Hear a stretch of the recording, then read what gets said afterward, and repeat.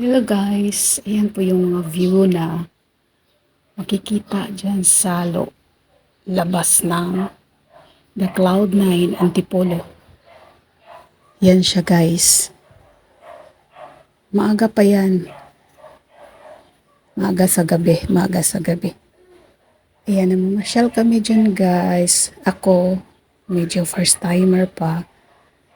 Namamangha talaga ako dyan.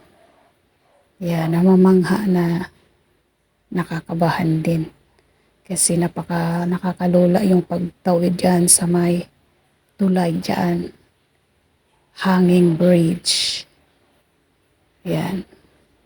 Naisip ko kasi baka bumagsak ako kasi ang bigat. Mabigat-bigat pa naman ako guys. Ayan siya guys. So.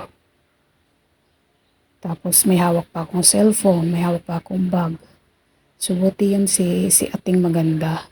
Sarili lang niya yung dala niya. So nakakapit siya ng maayos.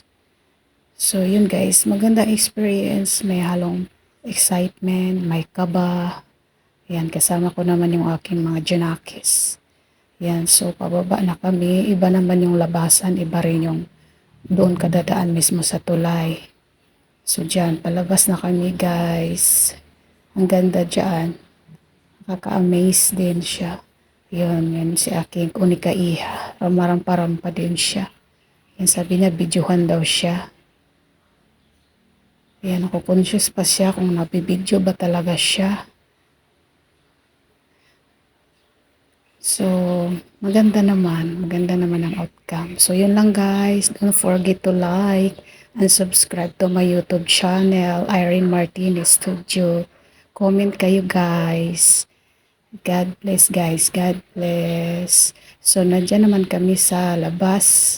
Kasi plan namin pumunta naman sa ibang kalapit na lugar para magkakape. Ayan, video muna ako guys for remembrance. Remembrance kasi bihira lang talaga ako makalabas ng bahay.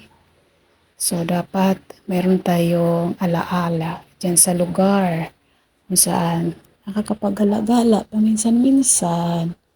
Ayan. So medyo may kadiliman na dyan guys. Pero ang ganda maglakad dyan guys, in fairness.